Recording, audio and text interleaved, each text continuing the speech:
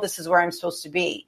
I was listening to a podcast today and, of course, and you hear this all the time, but I heard it at just the right moment. And I can't remember who the quote, it was Lori Harder was speaking about, I can't remember who she was quoting. I have a feeling it was Oprah, because she talks about Oprah a lot. And she was talking about Oprah in this podcast, but she was saying that, that there is no wrong way on your path. Your path is always the right way. But sometimes you just make choices when you're on that path that don't feel good. So you might be going along on your path and you're walking and everything feels good, and you make a decision and a choice that feels really great. It feels delicious. And then you make another choice and then it feels really delicious. And you're so sure that you're on the right path, right? 100%. And then the moment something doesn't feel good, we go, I don't know if I should be here. I don't know if this is working for me. I don't know if I should be doing this, because instantly we go into doubt. And I feel like that's when our faith when we have to lean into faith and just understand that it's not that we're on the wrong path. Maybe that just wasn't a good decision for us. And so we're not going to make that same decision again. Does it mean that you trash everything? No. And I think that a lot of people do that, because they're afraid that they might keep going forward in the wrong way. But I really believe that if you feel that pull, if you're intuitively connected and if you feel that pull, then it's not wrong. It's right. It's just a matter of time and sometimes really stepping into some scary stuff.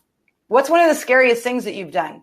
Well, you know what? I'll say this. When I first started my business 10 years ago, I was going in one direction, and I completely abandoned that direction maybe about 7 years ago. And 2 years ago, opportunities just began to open up, just small ones here and there. And I said, okay, I'll take them because I can do it. And this year, over the past 60 days, some larger opportunities in that same direction opened up for me. And, it's kind of scary because it's like, wait a minute, am I going backwards? But I feel like, I realized that, a foundation was laid when I originally started, and maybe that timing wasn't right, but it doesn't mean it was never meant for me to do that. So sometimes, when we are feeling like, oh, maybe I'm being pulled here, I always go back to everything I'm doing. If it points towards the vision, then it's where I need to be, And so just kind of like what you said, it may be a different path or a different part of the journey, or it may not feel, kosher. It might be not the best decision or choice at the moment, but your destiny is your destiny, so you will get to that destination. The way that you get there may change along the way. And as long as everything that you're doing is pointing towards that ultimate vision that you have, or that you've been given for your life, business, career, whatever it may be, as long as everything is pointing towards that, you'll get there. And so the scariest thing is, like I said, where I'm at right now, trying to navigate these waters, but I know that I'm in the right boat. That's exciting. That's exciting. So what makes you an uncommon woman? What makes you uncommon? What makes you one of those people that just, stands up and does it despite all of the odds and the risks and all of those things? What makes you do that? What drives you? I think what makes me uncommon is just the simple fact that, no matter what happens or comes up against me, I'm still going to persist.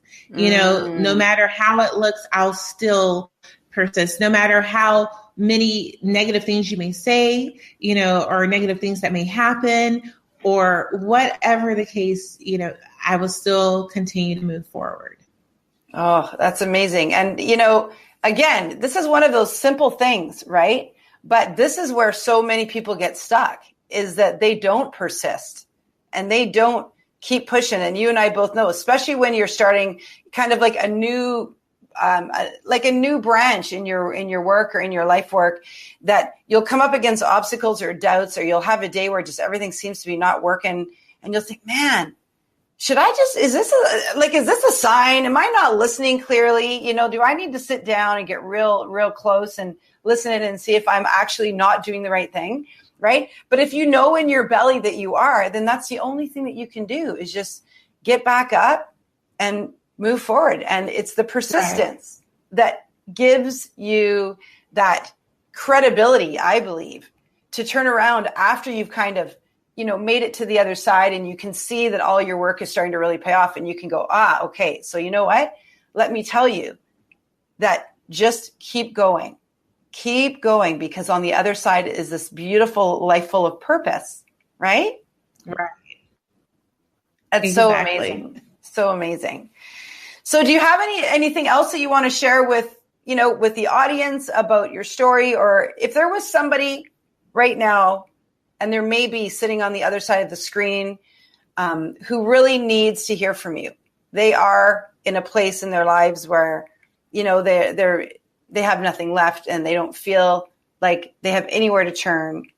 What would your advice be, or what would you say to them to maybe save their soul or possibly save their life? I would just say that to know that, you matter. What you're going through matters, that there's purpose in it. It may not feel good right now. It may not look good. Everything about it just may seem wrong, but at the end of it, because there will be an end, it will come to an end, and there will be something better, after it. You just have to get through it. At the end of that, you'll be able to look back and see why. And then whatever it is that you went through will help someone else. And so I know while we're in it and while we're struggling through, it's hard to be that there's more and there's better, and that your story matters. Keep that in the back of your mind and press forward. I love it.